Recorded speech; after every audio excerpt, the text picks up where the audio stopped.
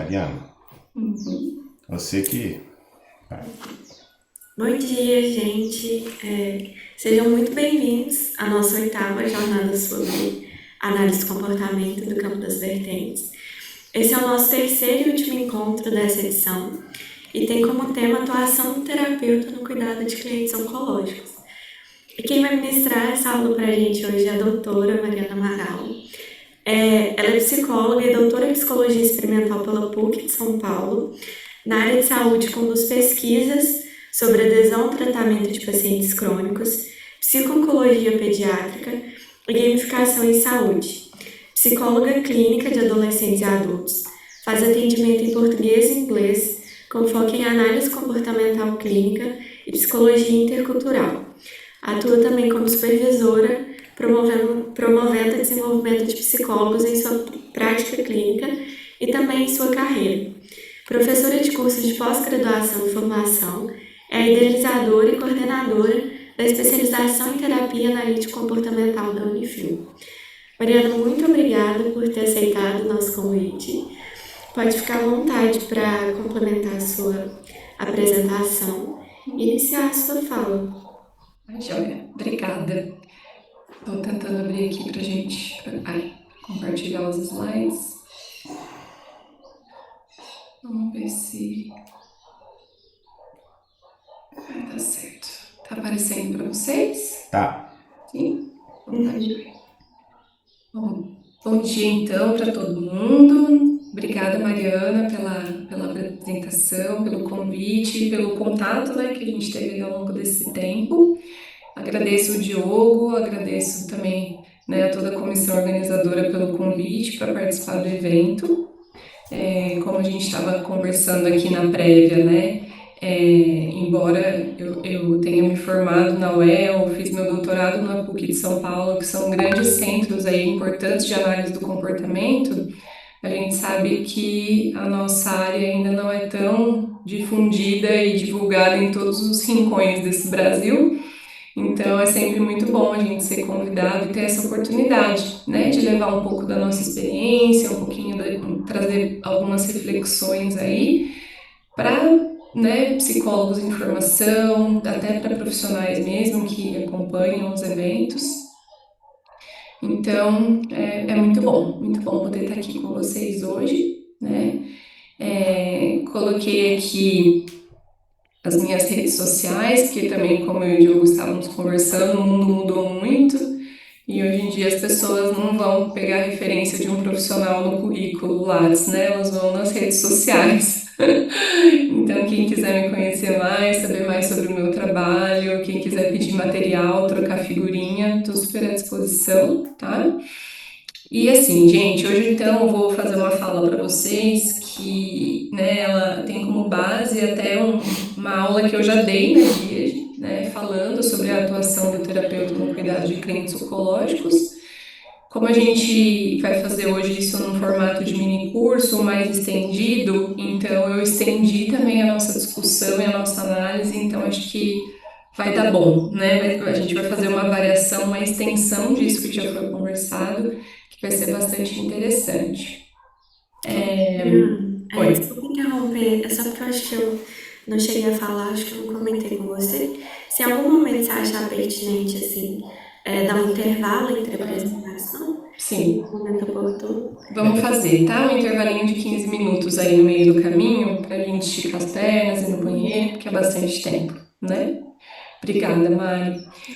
E aí, gente, outra coisa embora seja um curso, eu vou falar aqui de bastante coisas, eu aprecio muito a participação das pessoas, tá?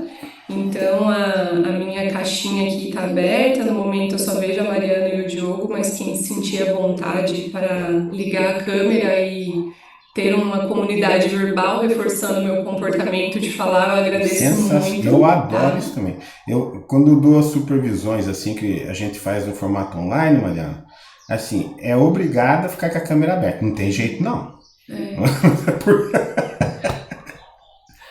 É muito complicado isso, da gente dar aula para uma tela.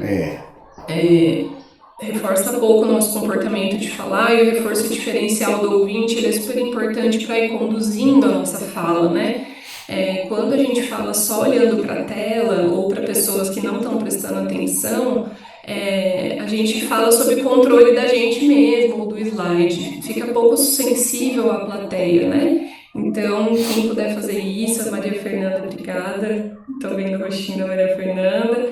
E quem não ligar a câmera da mesma forma, participem, tá, pessoal? Vocês podem mandar aqui pelo chat, vocês podem abrir o microfone de vocês e falarem, né? Contarem alguma experiência, fazerem alguma pergunta, trocar figurinha. Sintam-se à vontade para fazer isso ao longo de toda a minha fala, tá? Não precisa esperar chegar no final, não, para participar, tá? Eu aprecio muito a participação de todos vocês. Bom, então qual que é o meu objetivo hoje, né? Nós vamos fazer algumas breves considerações aí a respeito do câncer, tá?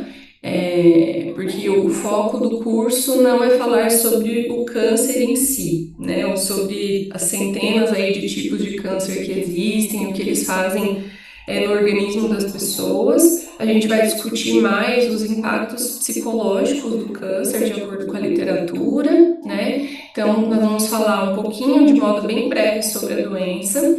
Vamos falar sobre as principais demandas, de acordo com a literatura, para o tratamento psicológico, né? Então, quais são os principais problemas aí que esses pacientes trazem para a psicoterapia? E eles são a depressão, a ansiedade, a insônia, a fadiga, as dificuldades sexuais e os problemas na imagem corporal. Baseados nesses problemas clínicos, a gente vai ver também, de acordo com meta-análises recentes, quais são as psicoterapias que são mais indicadas para os pacientes com câncer, tá? E a gente vai ver que a análise do comportamento e a análise funcional e as nossas estratégias de intervenção, elas estão presentes em todas essas psicoterapias que são indicadas para esses pacientes. Depois vamos discutir um pouco sobre a terapia analítico-comportamental no atendimento a clientes com câncer, né? Como ela entende as queixas, como a gente faz avaliações funcionais desses casos. E por último, vamos discutir de modo breve alguns exemplos de casos clínicos para relacionar, né, com a teoria que a gente vai conversar, tá? Então, essa é a minha proposta para hoje, e como eu disse, todos aí estão convidados a participar, a dar suas contribuições, seja pelo microfone, pela câmera, pelo chat, enfim, né? Recebemos alguns bons dias aqui no chat, então Stephanie, Juliana, Davi José, bom dia para vocês também, tá? Vamos lá, pessoal. Bom, quando a gente fala sobre câncer, né, é uma doença que ela faz parte do imaginário popular, né? É muito difícil alguém que nunca tenha ouvido falar sobre o câncer, que nunca tenha tido contato com algum paciente, né, algum membro da família, algum amigo, algum conhecido com câncer. E junto com essa participação, com essa presença no imaginário popular, a gente tem muitos mitos, a gente tem muitos preconceitos, a gente tem muito medo, né? Durante muitos anos, o câncer era tipo um Voldemort, assim, né? Aquele que não deve ser nomeado, né? Como se falar a palavra câncer trouxesse um mau agouro, trouxesse algo de muito ruim, né? E à medida em que a medicina avança, nós temos cada vez mais uma sobrevida de pacientes com câncer, temos cada vez mais diagnósticos realizados cada vez mais cedo, o que favorece com que as pessoas recebam cada vez mais o tratamento adequado, tenham uma sobrevida maior, e aí o fato de as pessoas terem mais tratamento, viverem mais e viverem mais após, né, o tratamento do câncer, faz com que a nossa participação como psicólogo seja cada vez mais importante. Porque nós vamos ter pessoas aí passando por uma doença cheia de impactos, tanto emocionais como físicos, com um tratamento muito difícil.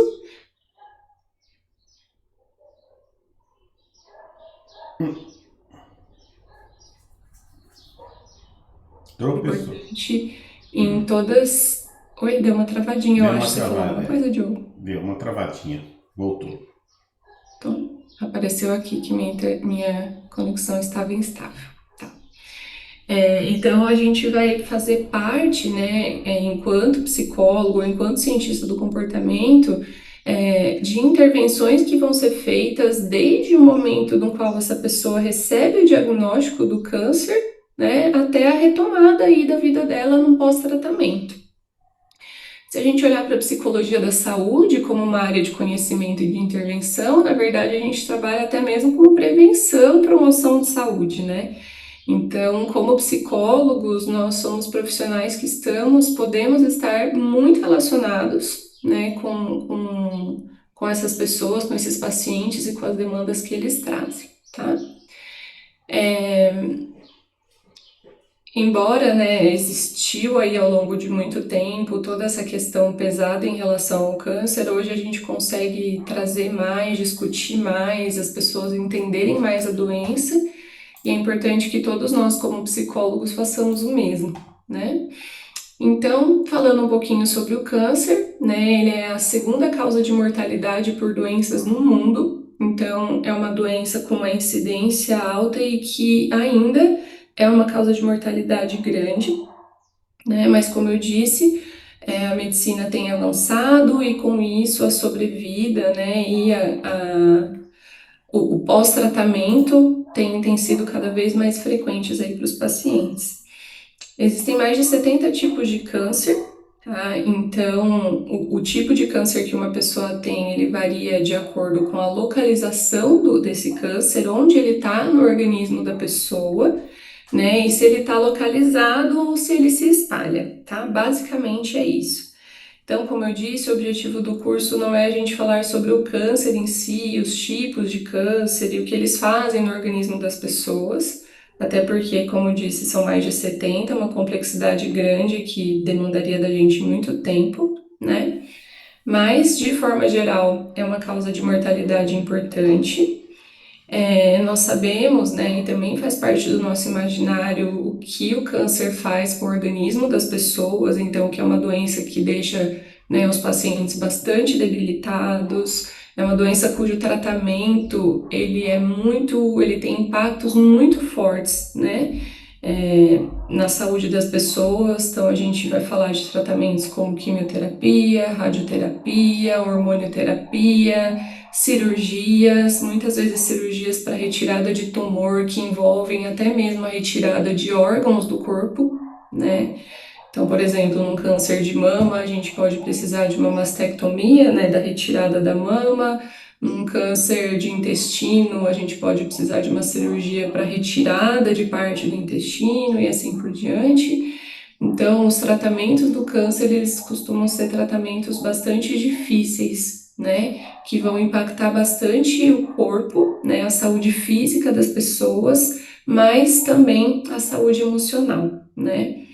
Então, na literatura e na nossa prática clínica é muito visível isso, né, o quanto o câncer é uma doença que tem impacto na saúde mental, e o impacto na saúde mental ele vai além do paciente, tá? Cuidadores de pacientes com câncer também têm altos índices de problemas de saúde mental. Quem são esses cuidadores, né? Eles são geralmente familiares, são pessoas aí que fazem parte, né, da rede de apoio desse paciente e que vão acompanhá-lo ao longo do tratamento, tá? Além disso, profissionais que lidam com pacientes com câncer também têm altos índices de saúde mental, de problemas de saúde mental. Então, todo mundo que está envolvido no tratamento aí no manejo, no tratamento dessa doença precisa de apoio, né, nesse sentido.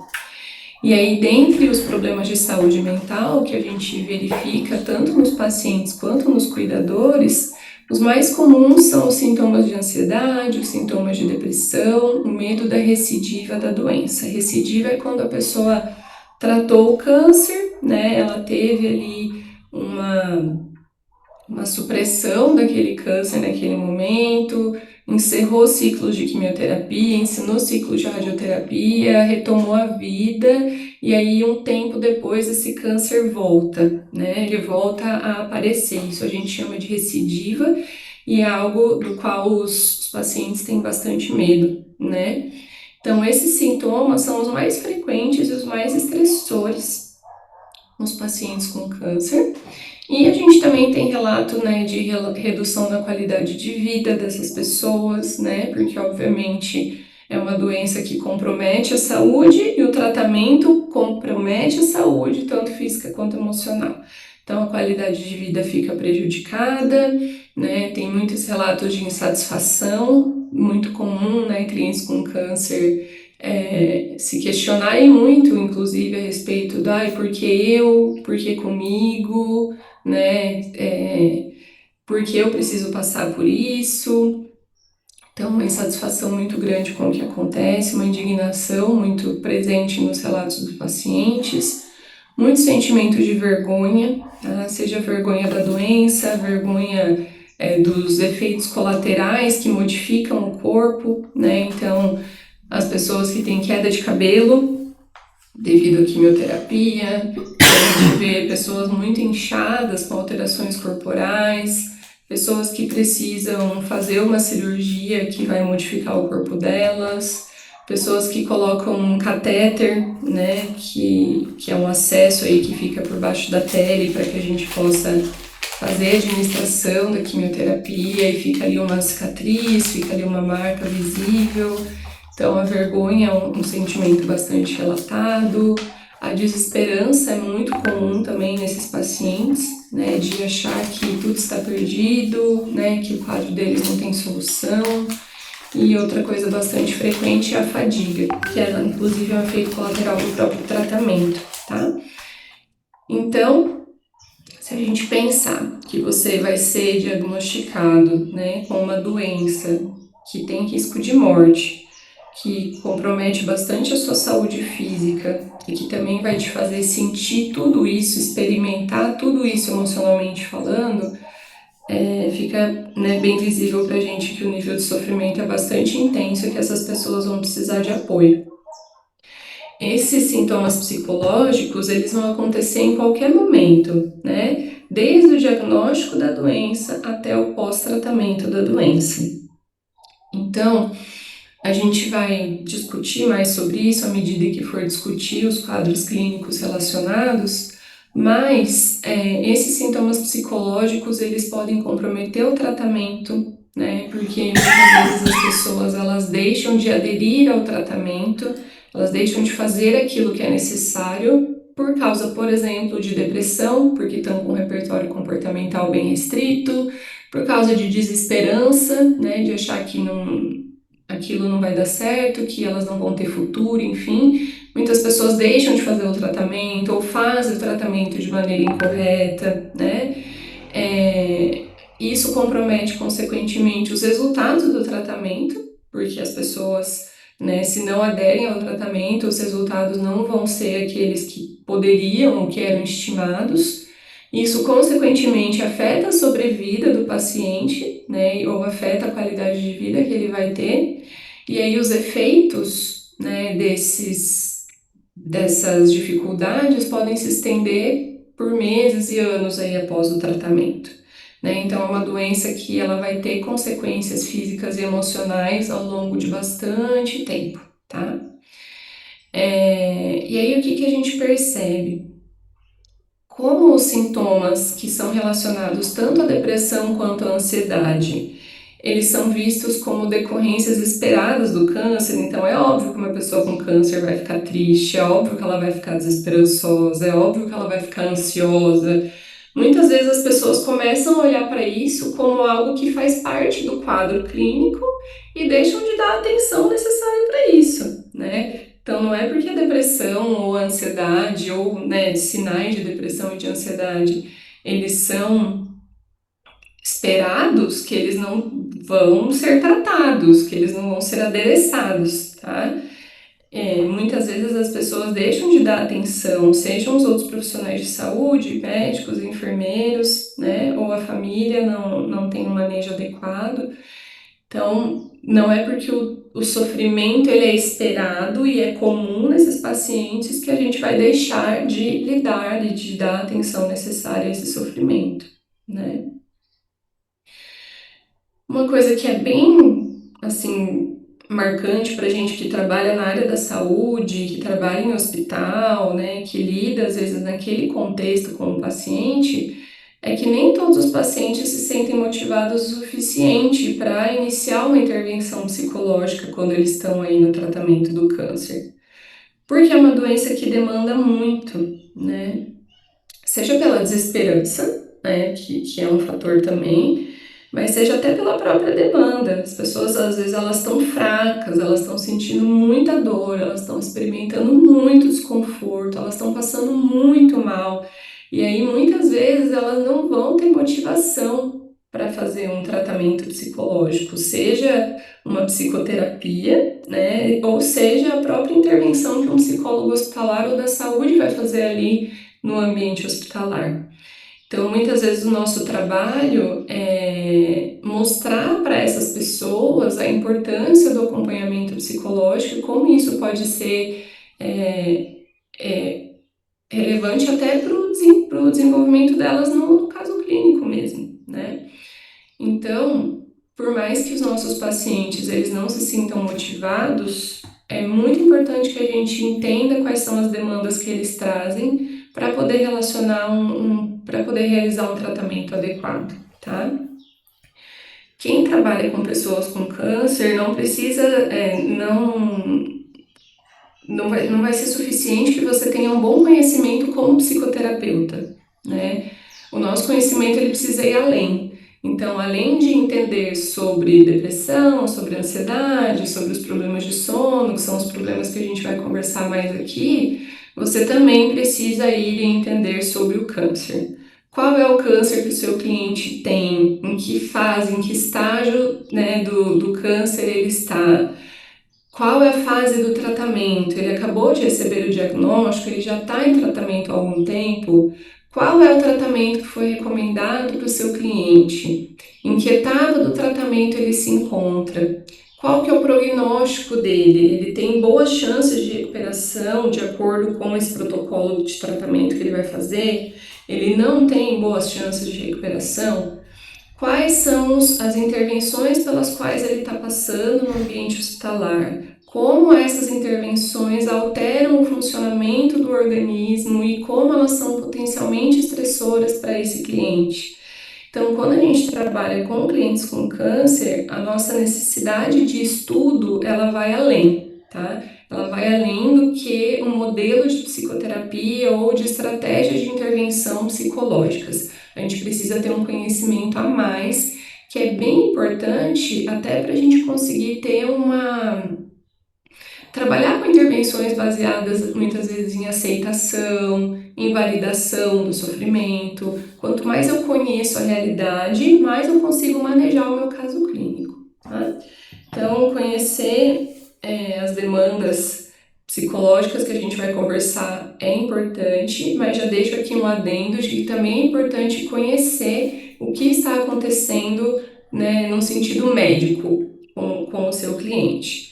E aí os informantes para a gente a respeito disso podem ser o próprio cliente, obviamente, que é a nossa principal fonte de informação, mas podem ser os familiares, o médico, outros profissionais de saúde com os quais a gente também pode ter contato, tá?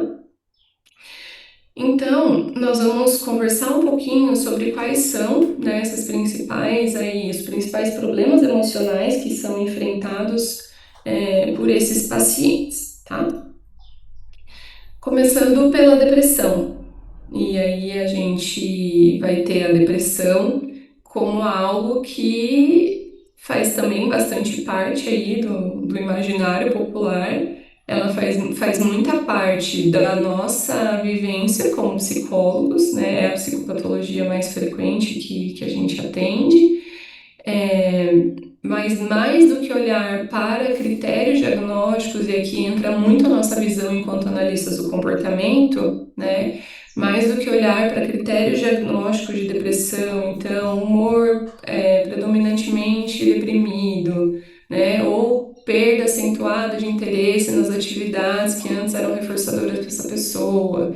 E aí, aumento ou diminuição do peso corporal, do apetite, insônia ou hipersonia, desesperança, culpabilidade, né, uma ideação suicida aí presente numa parcela importante dessas pessoas. Muito mais do que olhar para os sinais e os sintomas de depressão para fazer um diagnóstico, o que a gente precisa é olhar como a gente tem tanto uma redução aí no repertório comportamental desse paciente com câncer, e como eu posso trabalhar no sentido de estimular esse repertório comportamental, e como eu vou ter essas questões de humor deprimido, e como eu posso também manejar isso na prática clínica, tá? E para isso nós vamos ter um olhar bem funcional, bem contextual, que a gente vai discutir mais para frente. Mas o que é importante nós sabermos, né? Que os sintomas clinicamente significativos de depressão, eles são apresentados por 10 a 17% dos pacientes, tá? Então, uma parcela bem significativa aí dos pacientes com câncer vai ter um diagnóstico de depressão. A prevalência da depressão em diferentes subgrupos, tipos de câncer, diferentes populações, ela é variada, tá? Então, nós não vamos falar sobre isso exaustivamente, mas o que é importante que nós tenhamos atenção? Se o seu cliente ele já tem um histórico de depressão, se é do sexo feminino, se é de idade mais jovem, se tem problemas nos seus relacionamentos sociais e se a doença dessa pessoa é bem grave, isso tudo é fator de risco, ou seja, aumenta a probabilidade de que aquele seu cliente desenvolva um quadro de depressão ou desenvolva aí sinais importantes relacionados a um quadro de depressão. Não é porque não fecha um diagnóstico que não precisa de tratamento, né? Por outro lado, então, esses são os clientes que é importante a gente ter aí um olhar, né, mais atento, porque existe grande probabilidade de que ele desenvolva esse problema clínico. Por outro lado, existem fatores de proteção importantes, que são fatores de proteção, inclusive, que a gente vai querer desenvolver ao longo da psicoterapia, né? Que são um bom suporte social, então, as relações sociais positivas, significativas, presentes, elas vão proteger as pessoas, né, desse tipo de quadro. Ter um estilo de vida mais ativo, que é o oposto, né, da depressão. A depressão envolve restrição de repertório comportamental, então a gente vai ter como proteção um estilo de vida ativo, no qual a pessoa vá para o mundo, ela opere no mundo e tem acesso a reforçadores. Outro fator de proteção são as expectativas positivas quanto ao prognóstico, então a pessoa ela ter aí uma boa esperança em relação ao que vai acontecer com ela ao longo do tratamento e no pós-tratamento. Outro fator de proteção é a orientação com foco no problema. Isso tem a ver com os nossos estilos de coping, né, os nossos estilos de enfrentamento. Então, a gente pode ter dois tipos principais de orientação: foco no problema e foco na emoção. Quando as pessoas elas têm um foco muito grande na emoção, isso não favorece muito, não protege muito, nesses casos, né, de clientes com câncer. Então, ter uma orientação, um desenvolvimento de habilidades de enfrentamento com foco no problema, né, ou seja, vamos entender aqui o que está acontecendo com a gente, vamos entender quais são as medidas de saúde que eu posso adotar, qual é o tratamento que eu posso fazer, o que eu posso fazer para me cuidar, e aí eu vou focar nessa questão do problema e do que eu posso fazer em relação a ele. Isso é um fator de proteção importante. E outro fator de proteção importante é a confiança no sistema de saúde e nos profissionais de saúde. Então, muitas vezes, a gente ensina os clientes e favorece que eles tenham uma boa comunicação com a equipe de saúde, que eles tirem as suas dúvidas, que eles façam perguntas, que eles se expressem. Tudo isso vai tornar um pouco mais positiva aí essa relação, e isso também é um fator de proteção importante para esses clientes, tá? E além da depressão em si e das consequências que ela traz, né, para a vida de qualquer pessoa, a gente tem alguns riscos associados à depressão que são também presentes aí nos quadros clínicos de pacientes com câncer, né? A depressão é associada a um aumento da gravidade do câncer e um maior risco de mortalidade desses pacientes também, tá? Ou seja, se você está atendendo alguém com câncer e essa pessoa ela tem um quadro depressivo, isso está relacionado, né? Pode aumentar a gravidade da doença, pode tornar o quadro médico dela mais delicado e pode diminuir a sobrevida, tá? Então, por que isso acontece? Por que pessoas com câncer, se têm depressão, elas vão ter um quadro mais grave da doença e aumenta as chances de mortalidade? Primeiro, porque o humor rebaixado dessas pessoas, o fato delas ficarem muito tristes, muito chorosas, né, vai fazer com que os comportamentos de saúde delas sejam afetados. Comportamentos que são importantes para que elas reajam bem à doença e tenham uma boa qualidade de vida. Um exemplo é a adesão ao tratamento, tá? E a adesão ao tratamento, ela vai envolver basicamente o seguimento das instruções que os profissionais de saúde dão, tá? Então, exemplos aí de comportamento de adesão que são importantes para pacientes com câncer. Ter uma alimentação adequada, praticar exercícios físicos na medida do possível, né, gente? Porque o tipo de câncer, o tipo de tratamento vão afetar muito isso. Cuidar do sono, participar, estar presente nas consultas, fazer os exames necessários, tomar os remédios de acordo com o prescrito. Hoje em dia, muito da quimioterapia que as pessoas fazem é feita via oral, né? Feita por comprimido. Então, as pessoas vão para casa, levam os comprimidos de quimioterapia, elas precisam tomar. E se as pessoas elas estão com o humor mais rebaixado, isso influencia na adesão ao tratamento. Elas podem esquecer mais ou se recusar mais a tomar os remédios, enfim. E então, se eu tenho menos comportamento de saúde, o meu quadro pode piorar e a minha chance de sobrevida diminui. Outra coisa que também está bem relacionada, né, de sintoma depressivo com o quadro clínico é a diminuição do suporte social. Então, muitas pessoas, quando estão depressivas, elas se isolam socialmente, né? Elas não querem conversar, elas não querem estar com outras pessoas, e isso no câncer é visto de muitas formas, né? A gente vai ter pacientes que estão com vergonha da aparência corporal deles e eles não querem entrar em contato social. A gente vai ver pessoas que estão num sofrimento muito intenso, com muita dor, muito desconforto, passando muito mal, e aí elas têm menos probabilidade de querer interagir socialmente.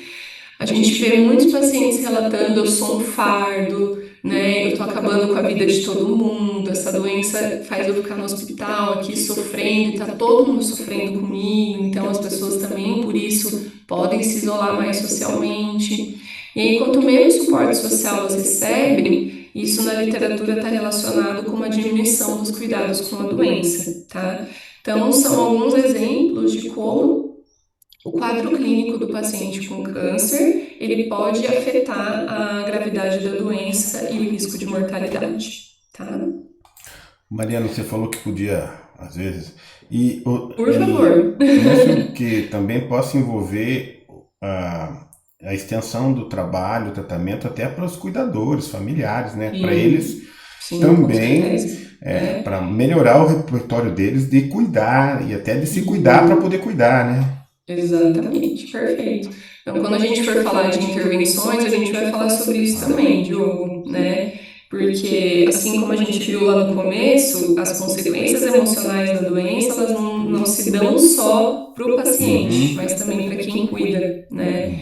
E é muito importante também a gente fornecer e ter intervenções que são baseadas nos cuidadores, tá? Para que essa relação seja positiva, para que eles estejam presentes, para que eles saibam manejar situações difíceis, para que eles mesmos tenham autocuidado para conseguir estarem ali presentes, enfim.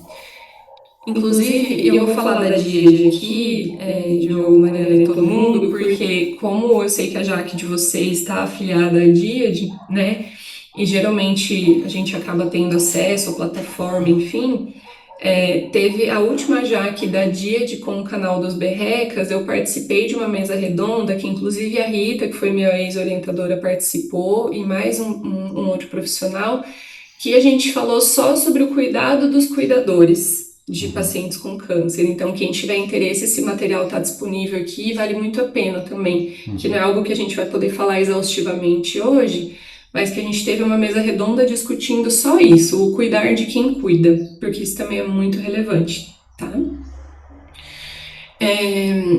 Outra forma como qual o câncer, né, o fato de uma pessoa com câncer ter depressão pode influenciar o quadro clínico dela e o tratamento dela, a literatura mostra também que profissionais da saúde, eles podem tratar pacientes depressivos de forma diferente, tá? A gente está aqui na sala com 20 participantes. Todos são estudantes? Tem alguém aí que já é profissional? Se quiser escrever para mim no chat, me falar um pouquinho sobre, até eu agradeço, né? Quem já está na clínica, seja fazendo o seu estágio em clínica ou já for profissional e estiver atendendo, pode... Aqui a Maria Fernanda falou que está se formando esse mês. Provavelmente Maria Fernanda, então, já entrou em contato aí com a prática clínica. Quando a gente atende clientes com depressão, isso é bem desafiador, tá? Porque as pessoas deprimidas, elas vão ter um padrão de comportamento que é de difícil manejo muitas vezes. E eles são condição para que o próprio terapeuta muitas vezes sinta coisas que são difíceis. Então você vai ter, por exemplo, um cliente que toda semana ele chora muito, muito triste. Muitas pessoas choram muito e falam pouco. Muitas pessoas vão ter um comportamento de irritabilidade muito grande, então você vai tentar acolher ou intervir, elas te dão uma patada, né? Elas são agressivas com você verbalmente. São pacientes que ruminam muito, né? Que eles costumam trazer um problema e falar sobre aquele problema e falar de novo. São pacientes que às vezes a gente vai propor algumas alternativas, algumas mudanças, e como eles estão muito desesperançosos, eles não vão topar. Ou eles vão até falar que topam, mas não vão fazer aquilo que foi proposto. Então, são clientes difíceis de lidar. Se eles são difíceis de lidar para a gente que é psicólogo e é treinado para entender e lidar com essas pessoas, imagina para os profissionais de saúde do hospital, para a equipe médica, para a equipe de enfermagem, né?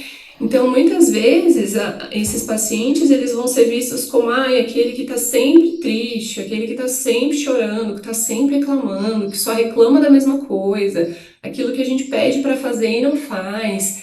Então, isso muitas vezes pode gerar até um afastamento dos profissionais de saúde e um tratamento diferente para eles. E isso é muito ruim, porque nós já conversamos que uma boa relação e ter confiança na equipe de saúde é um fator de proteção. Se essa equipe de saúde trata esse paciente de um jeito diferente, pendendo aí para o negativo, isso é um fator ruim, né, para o prognóstico e para o tratamento. Então, isso também está relacionado, né, está presente aí no como a depressão se relaciona com a doença. E aí não é muito o nosso departamento, mas vale a pena, né, citar que fisiologicamente, quando uma pessoa está com depressão, a gente é bem craque nos sinais comportamentais, né?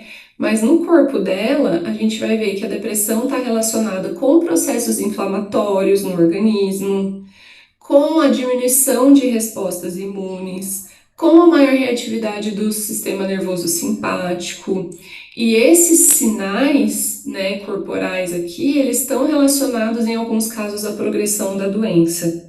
Ou seja, não só emocionalmente e comportamentalmente, aí a depressão ela vai influenciar no quadro clínico de câncer, mas fisiologicamente também e socialmente também. Por isso que é muito importante a gente dar atenção aos quadros depressivos desses pacientes. E aí, para avaliar a depressão, existe um instrumento que é o PHQ, Patient Health Questionnaire, né? Ele tem aí uma versão mais expandida, uma versão mais curtinha, mas que vai ajudar a gente a identificar, né, de acordo com a literatura, aí, esses sinais de depressão nesses pacientes, embora, né, a gente, enquanto analista do comportamento, consiga identificar isso mais pelo relato, né, pelo próprio repertório que a pessoa apresenta ali, Mas, para quem trabalha com instrumentos de avaliação, fica aqui a dica de um instrumento para avaliação de depressão nesse contexto, tá? Então, esse é um dos problemas clínicos frequentemente apresentados aí pelos nossos clientes com câncer, tá? Outro problema clínico frequente e que a gente precisa ter bastante atenção é a presença de desesperança e de comportamentos suicidas, tá? Então, a incidência do suicídio em pacientes com câncer é o dobro da incidência de suicídio na população geral. Seu cliente com câncer ele tem 2 vezes mais chance, né, de ter um quadro relacionado ao suicídio. E 1/3 desses casos vai acontecer nos primeiros 30 dias após o diagnóstico, embora o risco continue aumentado por 1 ano, tá? Ou seja, se você está recebendo um cliente com câncer, principalmente logo após o diagnóstico, nesses primeiros 30 dias, é muito importante que você fique sensível à questão da desesperança e à questão do suicídio, tá? Então é importante avaliar esses quadros, esses sinais e intervir junto a eles o quanto antes. Existem tipos de câncer que são mais relacionados ao suicídio, tá? Eu coloquei os 3 mais relacionados, mas a gente tem algumas relações importantes. Então, tem os tipos de câncer que vão afetar o sistema nervoso central, os cânceres de cabeça e pescoço e o câncer de pulmão, tá? O câncer do sistema nervoso central, até porque ele pode afetar áreas do cérebro que estão relacionadas aí ao controle dos impulsos, à regulação emocional, às expressões dessas emoções. Então, esse câncer ele pode afetar o cérebro diretamente de forma a aumentar, né, a probabilidade desse tipo de quadro. Quando a gente fala do câncer de cabeça e pescoço, tem essa questão do câncer de cabeça também poder ter algum comprometimento do sistema nervoso, mas a gente vê muito um tipo de câncer que vai afetar a visão das pessoas, que vai afetar a respiração das pessoas, que vai afetar a alimentação das pessoas. Então você vai ter restrições que podem ser muito difíceis. Elas são restrições impostas pela doença que vão trazer um sofrimento muito marcante e um sofrimento marcante nas coisas mais necessárias para a nossa sobrevivência. A gente precisa comer para sobreviver, a gente precisa respirar para sobreviver, né? E aí, se isso é afetado e é limitado, isso tem aí uma maior relação com a desesperança, com o sofrimento das pessoas e aumenta o risco de suicídio. E o câncer de pulmão também por estar muito relacionado a essa questão da respiração, que pode ser dificultada, enfim. Então, o nível de sofrimento nesse sentido aumenta e aumenta o risco de suicídio, tá? Outros fatores que estão relacionados e que é importante a gente ter atenção é quando os nossos pacientes eles têm um prognóstico ruim, né? Então, eles têm um câncer que está em estágio avançado, ou que é um câncer de difícil tratamento, ou um câncer que já se tentou aí muitos protocolos de tratamento e a pessoa não está respondendo. Então, o prognóstico é ruim, ou seja, existe pouca possibilidade de cura para esse paciente. Aumenta o risco de desesperança e de suicídio. Assim como quando os quadros de câncer eles têm uma dor intratável, tá? É um câncer que gera muita dor e que as intervenções medicamentosas não solucionam essa dor. Cânceres com os quais a pessoa perde a função urinária, que envolvem amputação, que envolvem impedimento de alimentação e de fala, tá? Então, essas características são importantes da gente perceber. Se o nosso cliente ele tem um câncer que tem essas características, aumenta a chance aí de desesperança e de suicídio. E assim como em outros quadros, a desesperança é mais preditora de comportamento suicida nas pessoas com câncer do que depressão e ansiedade, tá? É muito importante a gente fazer um rastreio da desesperança nessa população para identificar pacientes em risco. Então, gente, a desesperança é bem o que a palavra sugere mesmo, né? Eu não vejo a possibilidade de eu viver depois dessa doença, ou eu acho que eu vou viver, mas se eu vou viver, eu nunca vou me recuperar. Eu acho que depois desse tratamento tão difícil, eu nunca mais vou ser o mesmo. Eu acho que a minha vida não faz mais sentido. Então, a perda de esperança na vida, ela é uma preditora importante de suicídio para essa população, tá? Então, é bem importante que a gente avalie esses sinais quando recebe um cliente com câncer. Outro quadro clínico bastante frequente nessa população é o quadro de ansiedade, tá? E aí aqui a gente pode incluir, né, a ansiedade generalizada, mas também lembrar que existem muitos tipos de transtornos de ansiedade que podem também estar frequentes nessa população, tá? Então, 1 a cada 10 pacientes com câncer apresentam sintomas clínicos significativos de transtorno de ansiedade generalizada, tá? E esses sinais, eles podem acontecer junto a fobias e junto a transtorno de estresse pós-traumático. O estresse pós-traumático, ele é bem frequente, eu não tenho dados aqui sobre a incidência, mas ele é bem frequente em pacientes com câncer, né? Porque passam aí por um longo tratamento, bastante aversivo, bastante difícil, e muitos clientes acabam desenvolvendo fobias importantes de agulha, de ambiente hospitalar, muitos fobias em relação a germes e a sujeira, porque diminui a nossa imunidade, o tratamento do câncer, e a gente tem que ter muita atenção com a limpeza, lavagem das mãos, limpeza das coisas, isso também está relacionado ao desenvolvimento de fobias, tá? A ansiedade, ela é super alta no diagnóstico do câncer, o que não é, né, nada surpreendente, afinal, você receber um diagnóstico de uma doença muito séria, isso gera muita incerteza, isso gera muita angústia, gera muitas dúvidas, e essa imprevisibilidade, ela está muito relacionada a quadros ansiosos, né? Então, a ansiedade, ela é alta no diagnóstico, ela atinge um pico nesses pacientes quando eles vão fazer cirurgias. Então, se você tem um cliente com câncer, prepare-o bem para procedimentos cirúrgicos, né? Tenha um bom manejo em relação a essas etapas do tratamento, porque a ansiedade aumenta. E permanece elevada aí por, em média, 1 ano após o tratamento. Então, terminar o tratamento com câncer não quer dizer que a pessoa vai ficar bem, feliz e a ansiedade dela vai embora, tá? Então, a gente precisa ter bastante cuidado também no pós-tratamento. Então, como a gente conversou anteriormente, a ansiedade é normal quando uma pessoa tem câncer? Sim, né? Mas então, se é normal, vai ter ansiedade, faz parte. Não, não é porque faz parte que a gente não vai dar a devida atenção. Por quê?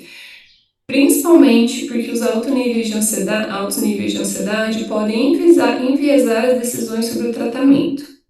Quando as pessoas estão muito ansiosas, a gente tem alguns efeitos colaterais importantes da ansiedade quando se fala de comportamento, né? Tem 2 que são bastante marcantes, que são a supressão condicionada e a redução da eficiência comportamental. O que isso significa? Quando as pessoas elas estão com uma ansiedade muito forte, elas ficam com a capacidade delas de raciocinar prejudicada, de tomar decisões prejudicadas, de resolver problemas prejudicada. São pessoas que têm altas chances, né, de ficarem paralisadas em situações difíceis, de não conseguirem reagir como deveriam. E quando passando, então, por um quadro de ansiedade muito forte, as pessoas podem tomar decisões sobre o tratamento que não são as melhores decisões. Então, é bem importante que a gente também tenha atenção a isso, né, quando atende esses clientes com câncer. E aí tem alguns tratamentos e alguns tipos de câncer que têm gatilhos para episódios ansiosos. Se a gente tem, por exemplo, tá atendendo uma pessoa que tem ataques de pânico, né? A gente sabe que ataques de pânico não tem gatilhos específicos, né? São sinais corporais ali, algumas reações corporais que vão ser um estímulo que vai eliciar outras reações corporais e vai começar a evocar algumas outras respostas emocionais também. Então, vamos supor uma pessoa que tem um câncer de cabeça e pescoço, né, e que ela vai ter aí dificuldade para respirar. Muitas vezes o fato dessa pessoa estar passando por uma crise no qual ela esteja com dificuldade de respirar, a dificuldade de respirar vai ser um gatilho, ela vai ser um estímulo que vai eliciar muitas respostas de ansiedade. Então, nesse caso, ensinar o nosso cliente a manejar os sintomas da ansiedade, né, ou seja, trabalhar isso em psicoterapia vai ser muito importante para reduzir o sofrimento dessas pessoas nessas situações, tá? Então, assim como a gente trabalha com alguém que tem um transtorno do pânico, que tem ataques de pânico, fazendo psicoeducação, ensinando estratégias de respiração, de relaxamento, né, de sensibilização em relação ao que for importante, a gente precisa fazer isso com esses clientes com câncer também, porque eles vão passar por situações bastante geradoras de ansiedade, tá? Eu dei um exemplo de um sinal do próprio câncer, mas o próprio tratamento, né? Às vezes a pessoa ela tem que ser furada por agulha 1000 vezes porque não acham a veia dela, né? Vamos supor que eu tenho um cliente que está sem catéter e aí toda vez que ele vai para o hospital receber um medicamento, ele precisa achar a veia, né? E aí as pessoas, quando elas passam por um tratamento longo, o acesso às veias fica cada vez mais prejudicado, né? E aí a pessoa só de olhar para a agulha ou de ver alguém se aproximando, isso já é gatilho para que ela tenha, né, um aumento na ansiedade. Então a gente precisa trabalhar isso bastante em psicoterapia também, tá? Quais são os fatores de risco que estão relacionados aí ao desenvolvimento da ansiedade em pacientes com câncer? A severidade da doença, a idade, o nível de dor, a fadiga, o histórico com ansiedade, viver sozinho e ter experienciado quadros de câncer em pessoas próximas. Aqui é a idade jovem de novo, tá, pessoal? Esqueci de colocar.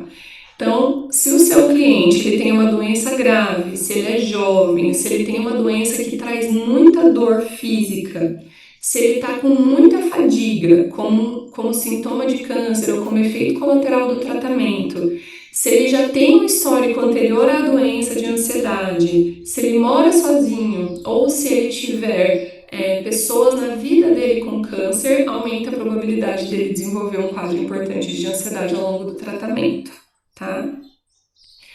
E aí, o maior fator de proteção que a gente tem é a habilidade de enfrentamento do câncer, tá?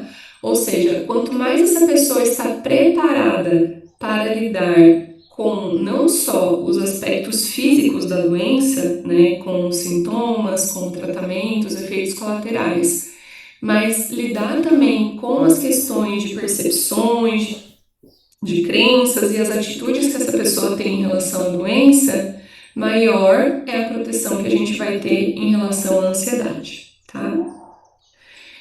Porque a Ana colocou aqui uma pergunta. Por que o ser jovem é um dos fatores de risco, tanto na ansiedade quanto na depressão? Ana, os estudos eles só apontam o fator, tá? Eles não fazem como a gente costuma fazer uma boa avaliação aí dos porquês, tá?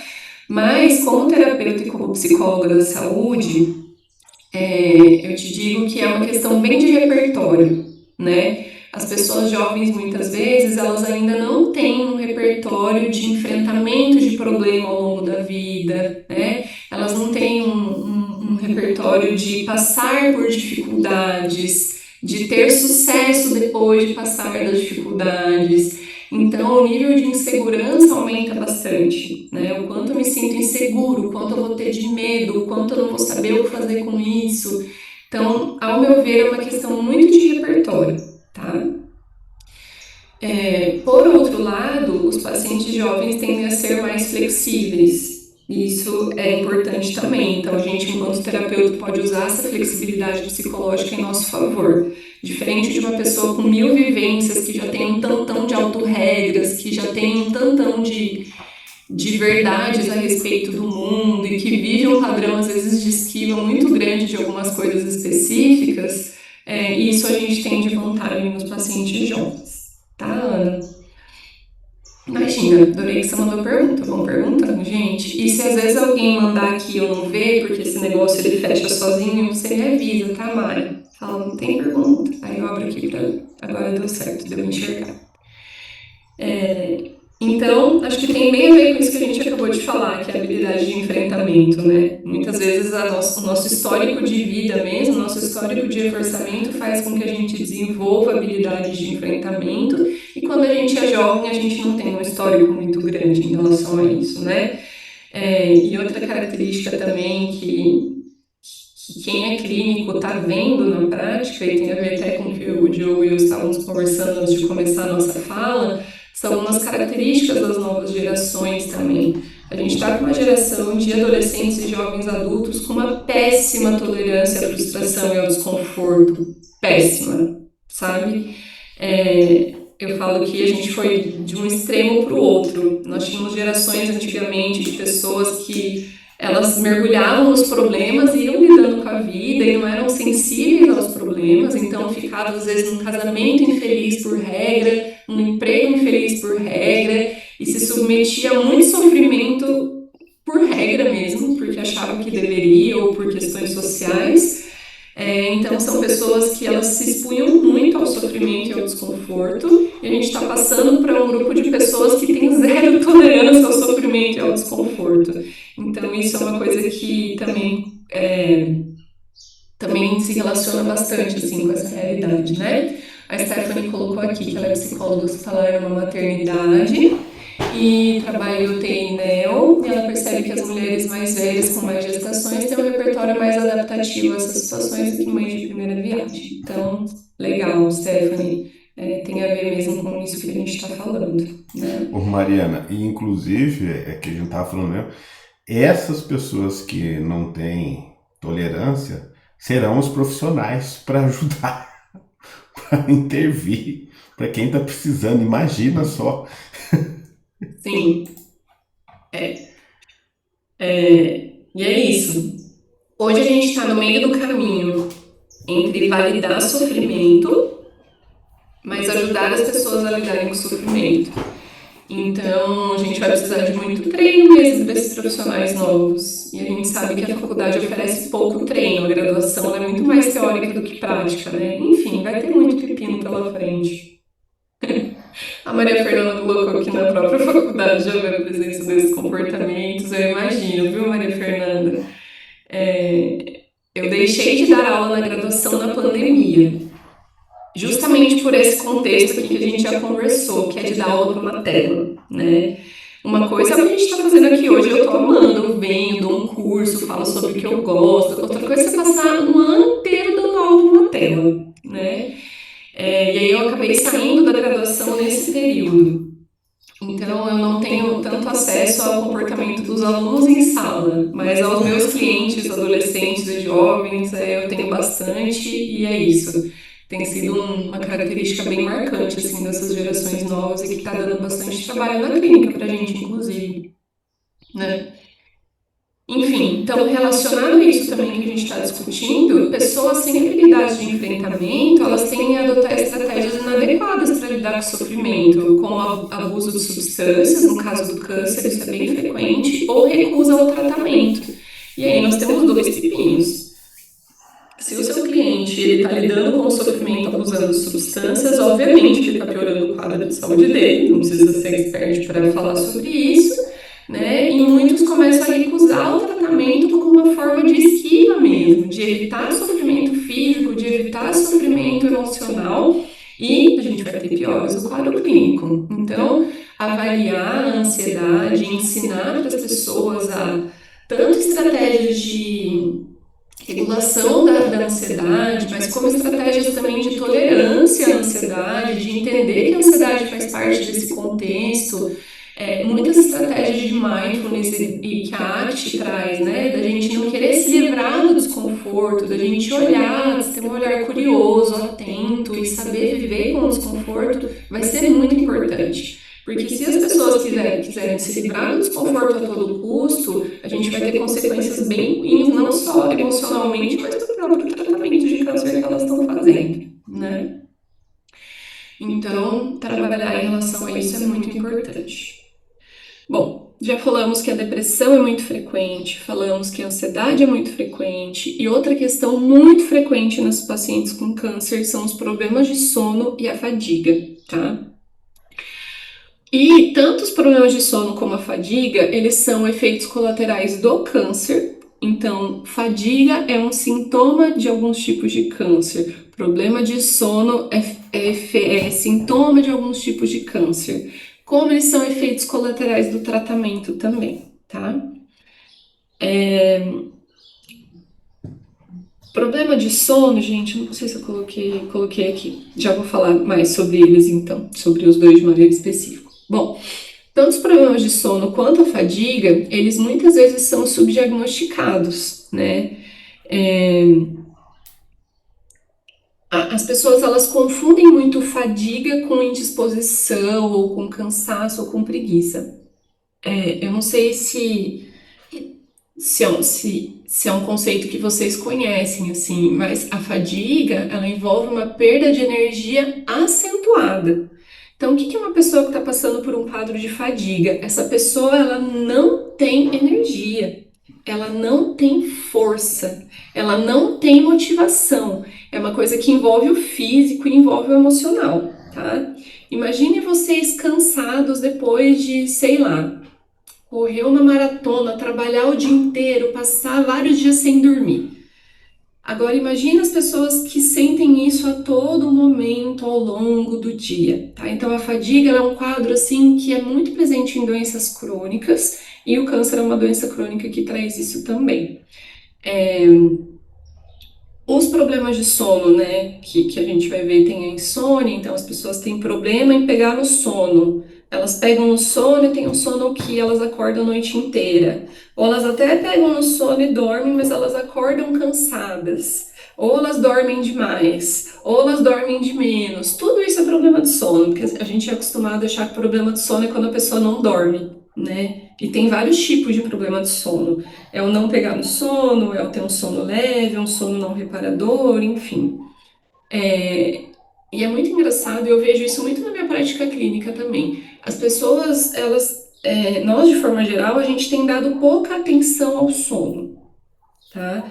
E isso vem muito de um discurso relacionado à produtividade que a gente tem na nossa sociedade, né? Aquela frase que eu detesto, por mim podia enterrar, trabalhe enquanto eles dormem. Não! Durma, né? Então as pessoas, elas estão dormindo cada vez mais tarde, usando muitos eletrônicos, trocando o dia pela noite, a qualidade de sono é muito ruim e, gente, isso é muito relacionado com a nossa saúde, muito mais do que as pessoas imaginam, né? Então, se um paciente com câncer, ele tá com problema de sono, isso vai afetar muito o jeito que ele está reagindo ao tratamento, como o organismo dele está reagindo ao tratamento e como ele está emocionalmente também, tá? Então, são duas coisas muito importantes que a gente precisa olhar com cuidado, diagnosticar, tá? Mas no sentido de identificar que elas estão acontecendo e adotar estratégias comportamentais importantes. A Stephanie colocou que também detesta. É uma das frases de coach aí que não deveriam ter sido inventadas na face da Terra, o trabalho enquanto eles dormem, né? Outras é o basta querer, enfim. Então, muitas vezes a gente não consegue identificar o que é causa de quê, né? A pessoa tá fadigada porque ela não tá dormindo? Não, às vezes ela tem uma boa qualidade de sono, mas a fadiga ainda acontece, né? Ou essa pessoa ela tá tão fadigada que o sono dela não tem qualidade, enfim, a gente não estabelece relação causal entre os problemas, mas a gente entende que são problemas que estão relacionados e que um afeta o outro, tá? A insônia é o problema mais relatado, tá? Dentre as pessoas com câncer, mas a gente vai ter aí, né, como característica de insônia, dificuldade de adormecer, dificuldade de permanecer dormindo, acordar muito cedo ou ter um sono fragmentado, aquele sono picadinho, tá? O que a gente tem de problema relacionado a isso? Então, os problemas de sono são importantes nos quadros de clientes com câncer, por quê? Porque eles estão relacionados a uma dificuldade de concentração, irritabilidade, baixa energia e aumento de ansiedade. E, gente, metade a 1/3 dos pacientes com câncer relatam problemas de sono.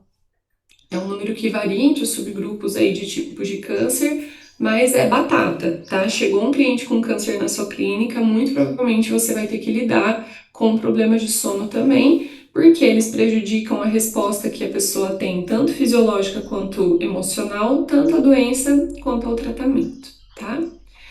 E aí a fadiga, então, é uma sensação subjetiva de exaustão, baixa energia ou astenia, né? Astenia é isso, é a falta de força física mesmo, de tônus muscular, de força física. E tanto essa sensação subjetiva quanto a baixa energia ou astenia, elas não melhoram com descanso suficiente. Então, fadiga é um quadro que descansar geralmente não melhora, né? Falar, dorme bastante esse fim de semana, que semana você vai estar melhor. Não, tá?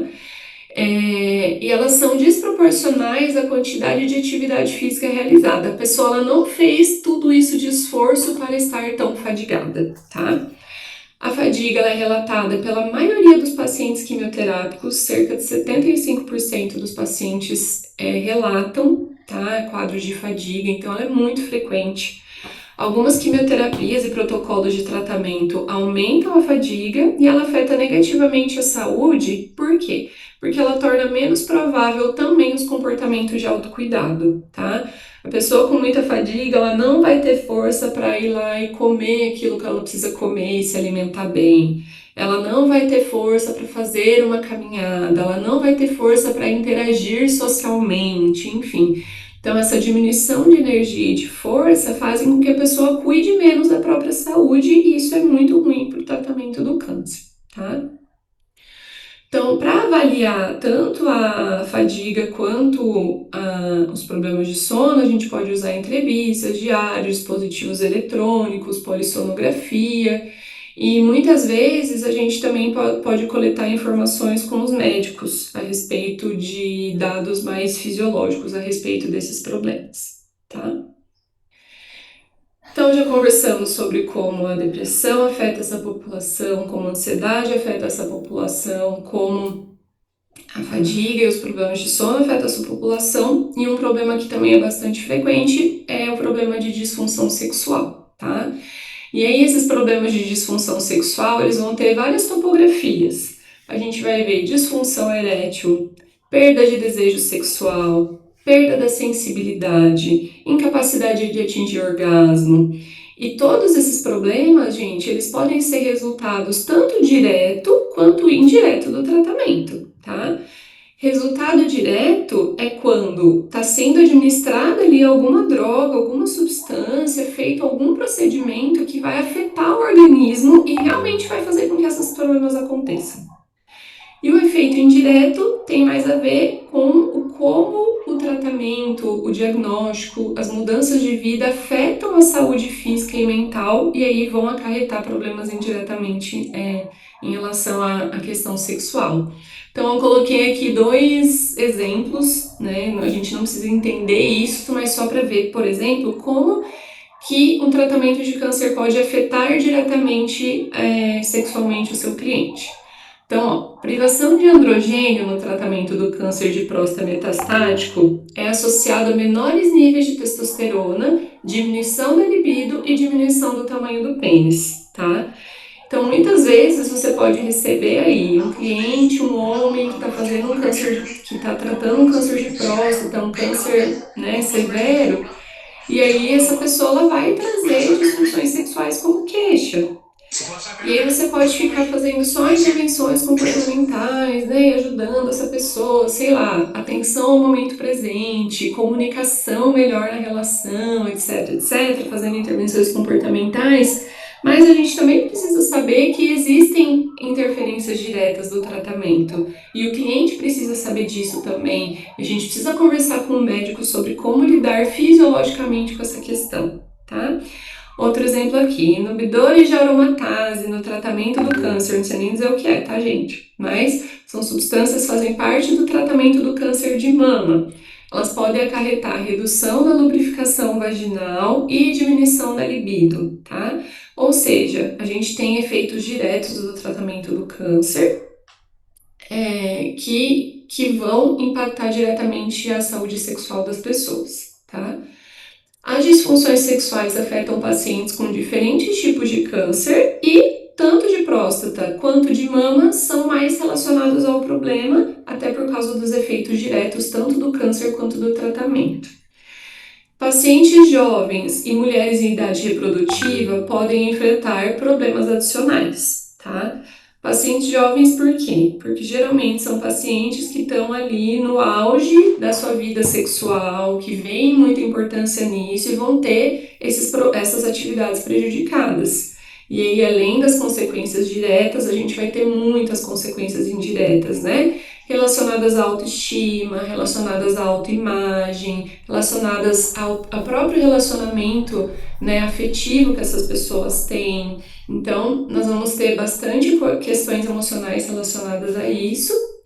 E pessoas em idade reprodutiva, porque o câncer afeta diretamente também a capacidade reprodutiva, tá, gente? Fazer um tratamento de quimioterapia, fazer um tratamento de radioterapia, a depender do que e como você está tratando, pode fazer com que uma mulher, por exemplo, em idade reprodutiva, ela deixe de... Isso afete a qualidade dos óvulos dela, tá? E pode ser que ela não consiga mais engravidar, ou que ela tenha problemas para engravidar. E aí vem, eu atendo uma cliente que passou por um câncer ginecológico, ela passou por esse processo de tomada de decisão, né? Porque aí a gente vai ter que avaliar, eu quero ser mãe? Né? Se eu quero ser mãe, o que eu vou fazer em relação a isso? Então, hoje em dia, definir se você quer ser mãe ou não é muito mais complexo do que já foi um dia, né? Porque a gente pondera essa decisão muito mais. E aí, se você decide, eu quero ser mãe, então além de fazer um tratamento de câncer, você vai ter que fazer um tratamento de estimulação para produzir ali os óvulos, para fazer uma coleta, para fazer um congelamento de óvulos, para aí no futuro você conseguir fazer um procedimento para poder engravidar. Então, as mulheres em idade reprodutiva, elas têm que lidar com esses problemas adicionais também quando fazem um tratamento com câncer, tá?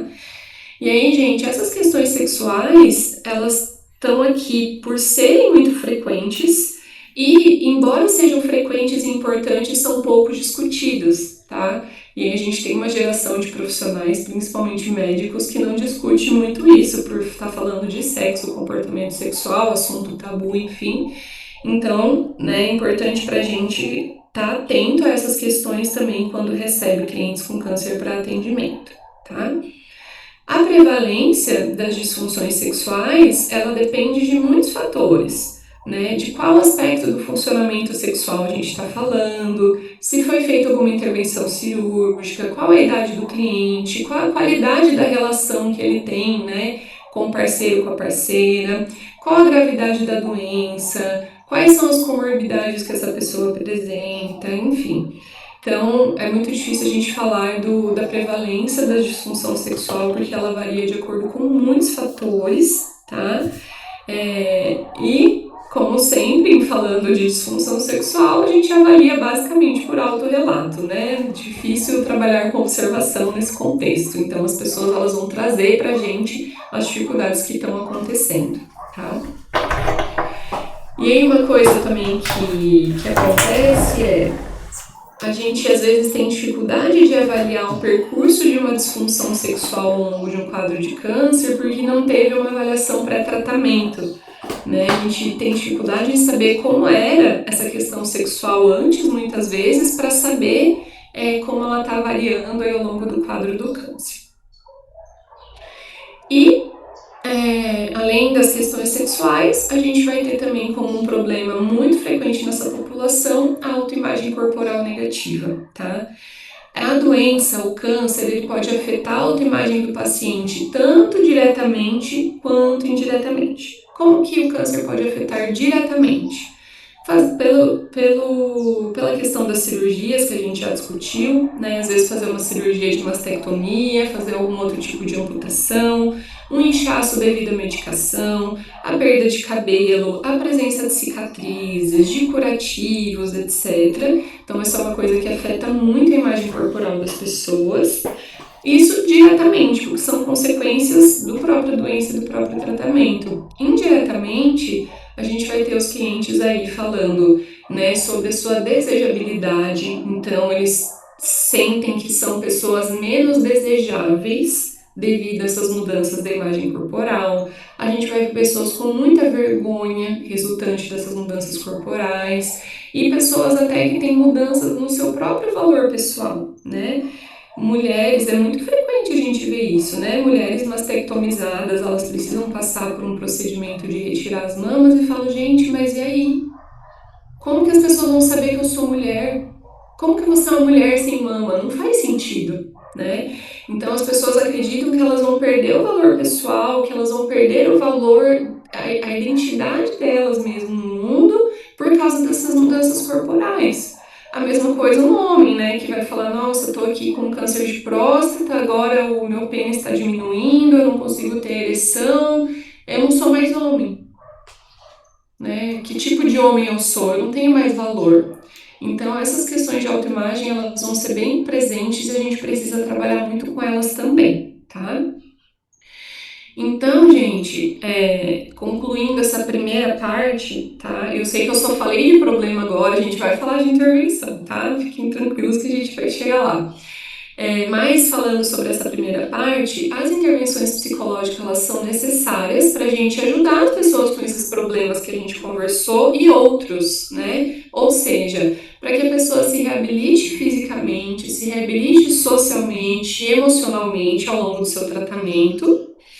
Como o Diogo, né, comentou, a gente vai precisar envolver familiares e cuidadores para trabalhar nas intervenções psicológicas que a gente vai discutir.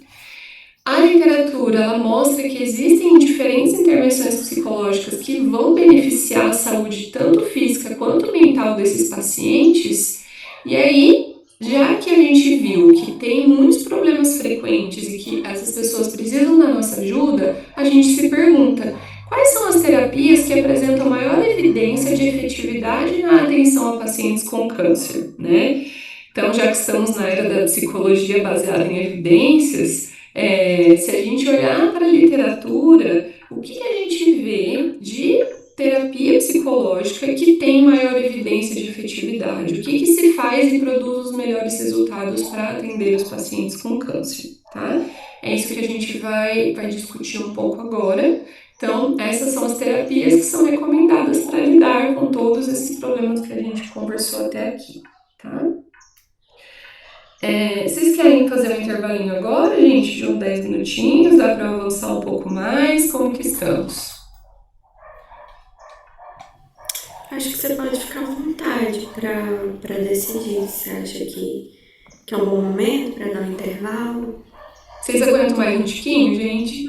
Sim? Então vamos mais um pouquinho, porque aí eu vou apresentar esses modelos de terapia, a gente dá uma descansadinha e vem para o nosso foco, que é a terapia analítico-comportamental mesmo, tá? Então bora!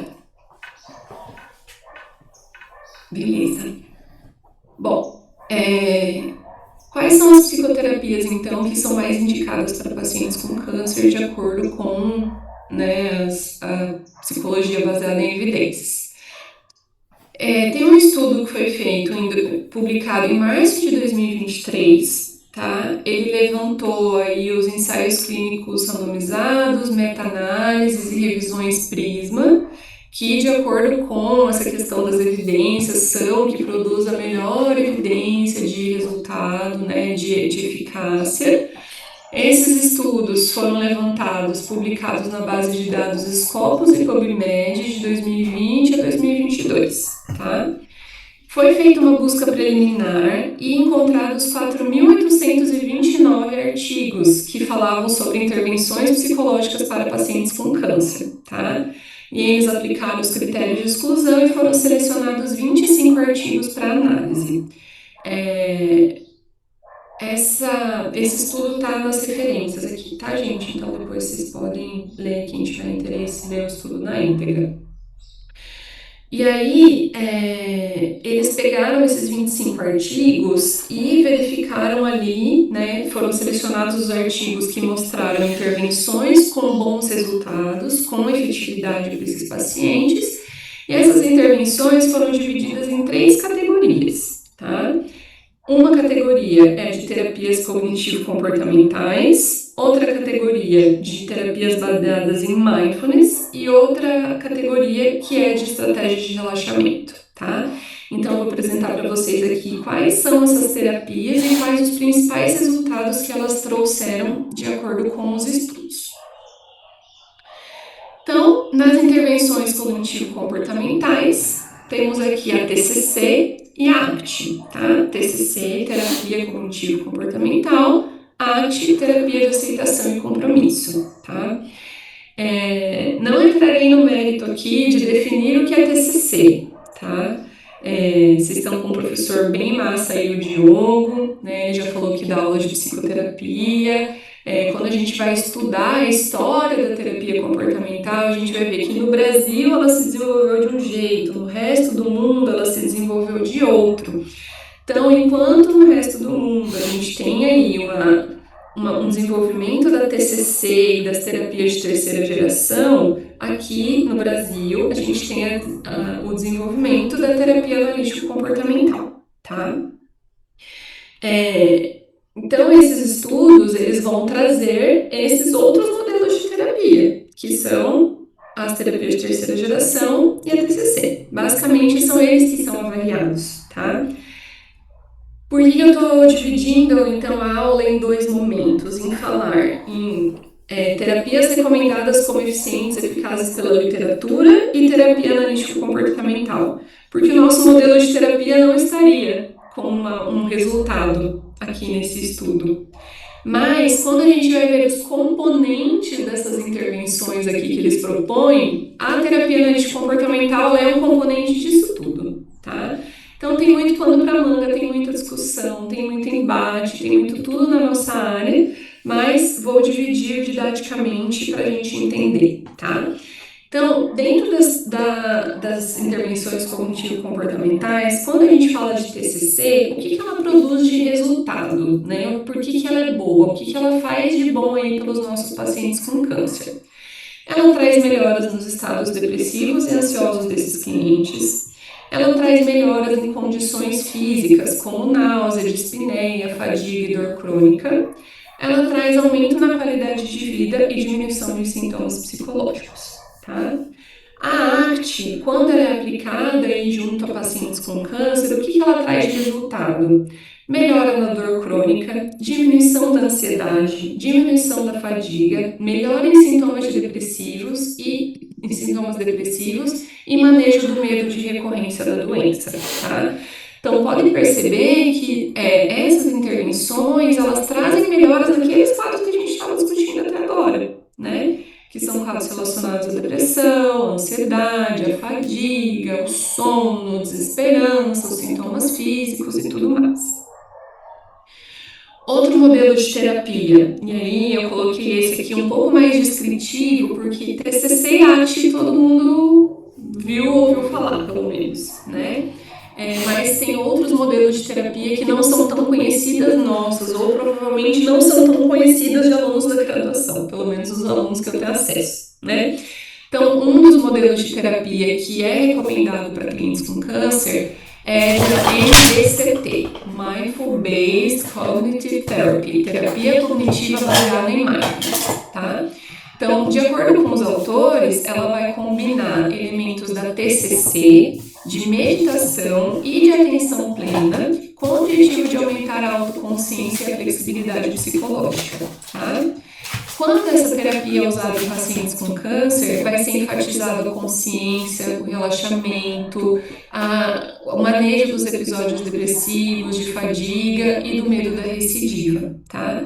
Então, a gente tem uma melhora nesse quadro de depressão, de fadiga, de medo de recidiva, e também vai ter uma melhora de qualidade de vida como um todo, tá? Porque esse modelo de terapia também vai oferecer estratégias de enfrentamento para reduzir o estresse, reduzir a ansiedade e reduzir o humor depressivo. Outro modelo de terapia apontado por esse estudo como eficiente aí para essa população, CBSM. Deixa eu tirar esse aqui de cima para eu conseguir ler, não estou conseguindo. Aqui. Gerenciamento cognitivo comportamental do estresse, tá? Então, Cognitive Based Stress Management. Ele vai se concentrar principalmente no autoconhecimento do cliente e em estratégias para redução de estresse, tá? O que esse modelo de terapia traz de resultado? Ele melhora a depressão, melhora a ansiedade, melhora distúrbios físicos crônicos, não era incluindo câncer que era para aqui não, incluindo Isso incluindo pacientes com câncer, tá? Mas alguns estudos, eles têm um contrassenso em relação aos efeitos desse modelo de terapia para os pacientes com câncer, tá? Alguns mostram que tem evidências robustas de utilidade tanto para pacientes com câncer como para dor crônica, e outros estudos não mostram resultados significativos, tá? Então, aquele levantamento que a gente está se baseando, ele fala, olha, tem estudos que mostram que dá muito bom e estudos que mostram que não tem assim tanto efeito, tá?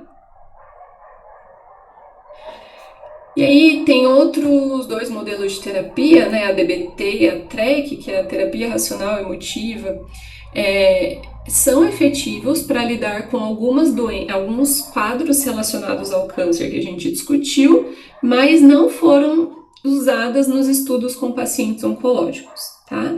Então, o que foi utilizado dentro desses modelos de terapia que mostrou uma efetividade bem bacana, a gente vai ter a TCC, a ACT e a MBCT, tá?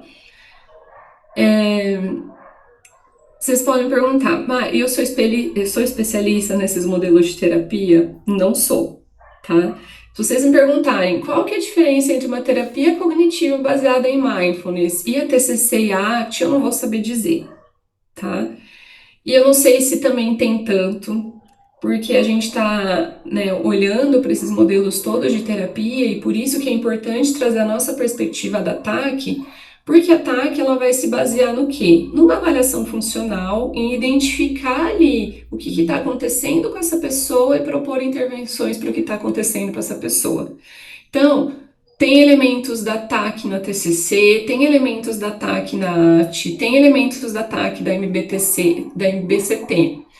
Tem componentes da TCC na MBCT, tem componentes da AT na MBCT. Então a galera anda com uma vibe muito grande de criar modelos de terapia, a troco de que não vamos nem entrar nesse mérito, tá?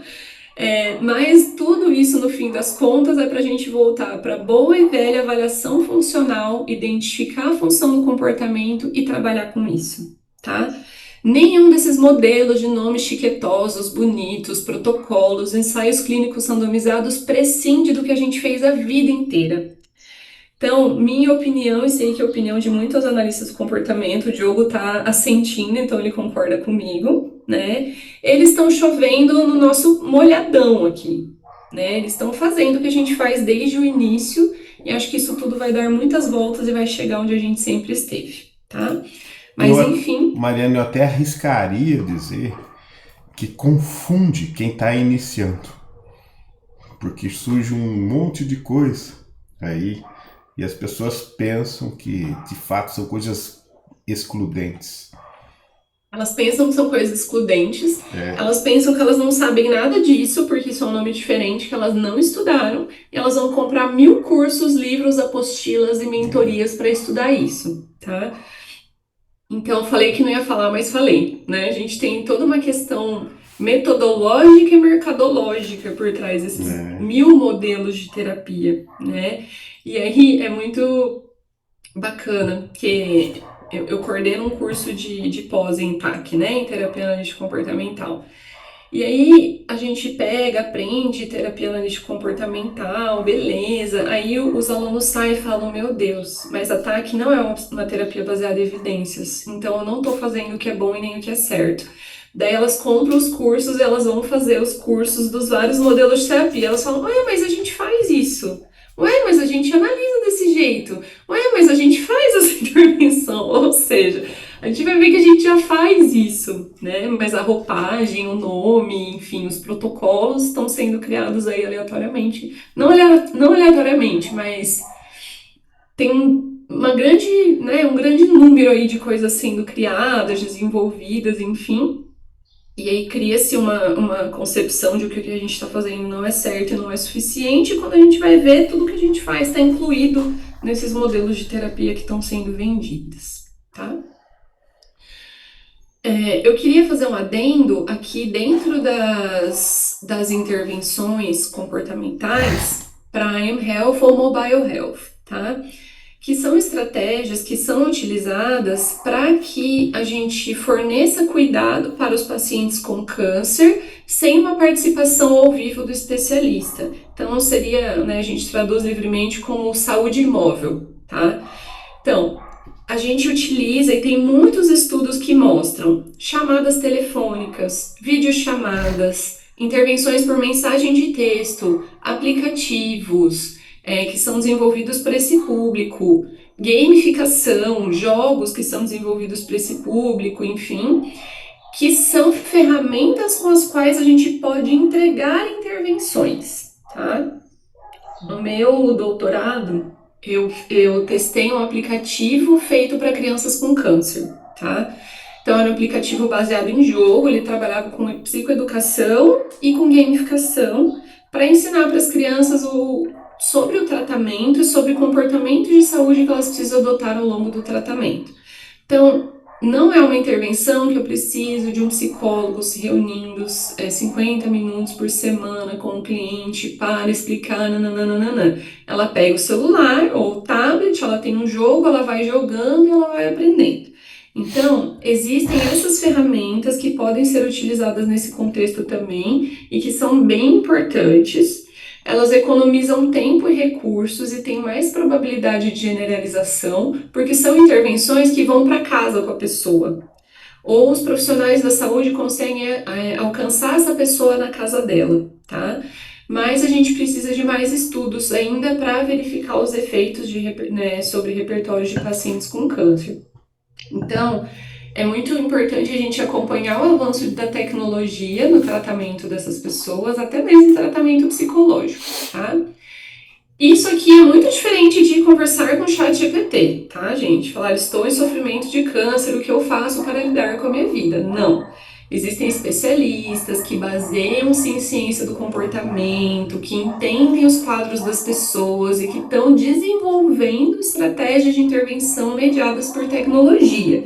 Isso é uma coisa, tá? Conversar com a inteligência artificial não pode ser considerado aqui uma intervenção em health ou mobile health, tá? Então isso aqui são intervenções que são feitas pelos profissionais mesmo, que são ferramentas. Bom, aí a gente vai conversar também sobre mindfulness, lembrando que as estratégias, que os modelos de terapia vistos aí nesse estudo, eles foram divididos em 3 grupos, as terapias lá cognitivo-comportamentais, mindfulness e relaxamento. Por que trabalhar baseado em mindfulness com clientes com câncer é importante, tá? Porque ajuda a reduzir sintomas de distúrbio de humor, diminui o medo de recidiva, diminui a ansiedade do estresse, promove qualidade de vida e aumenta atitudes positivas, tá?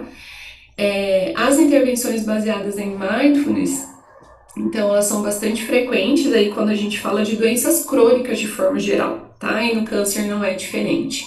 Lembrando que o mindfulness também vai ser um componente aí dos nossos modelos de terapia.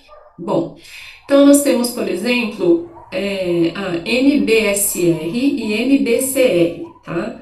Mindful Based Stress Reduction, nem tinha traduzido, mas a gente pode falar que é redução de estresse baseada em mindfulness, e Mindful Based Cancer Recovery, que aí foi desenvolvida realmente para pacientes com câncer, recuperação do câncer baseada em mindfulness.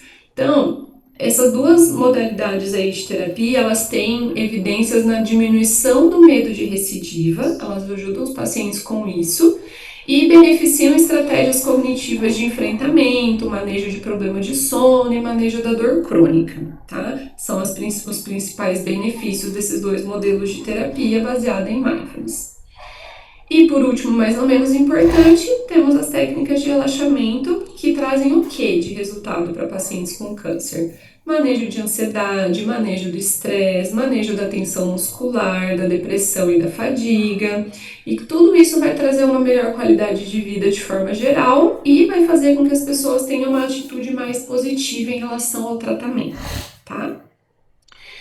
Então, quando a gente olha para o que a literatura traz como bons modelos de terapia para trabalhar com pessoas com câncer, a gente tem esses modelos de terapia, tá?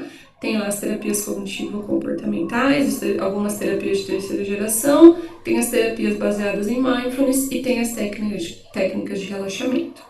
Como a gente já adiantou a discussão, né, e eu falei para vocês um pouco sobre isso, o desenvolvimento então, da terapia no mundo é diferente do desenvolvimento da terapia no Brasil. Tá? Então, no mundo, as pessoas vão estudar esses protocolos, esses modelos de terapia e vão verificar os resultados. Mas aqui a gente faz terapia analítico-comportamental, então a gente vai identificar os elementos do nosso modelo de terapia presentes em todas essas. E aí, como vocês me chamaram para uma jornada de análise do comportamento, a nossa segunda etapa ela vai se focar mais nisso, tá? Então a gente vai falar como analistas do comportamento ou como terapeutas analítico-comportamentais, se eu recebo um cliente com câncer, o que eu faço? Para onde eu olho e como eu intervenho, tá? Vocês têm duas opções. Vocês podem comprar um curso de MBCT, e daí ir lá estudar, ver o que faz e aplicar isso, e aí vocês vão ter os resultados que são esperados, mas nós temos aqui a nossa prática que tem componentes disso tudo e que vai ter resultados bastante importantes também, tá? Então agora sim a gente faz um intervalinho, beleza? E aí na volta a gente vai começar a discutir então sobre o xodó, né? Como que a TAC pode ser utilizada então no atendimento das pessoas com câncer. Beleza? Sim? Aí a gente combina um horário? 10 minutos, gente? Como que é, Mariana? O que você acha? Oi? 10 minutos? Tá ótimo. Agora 10h19, a gente volta 10h30.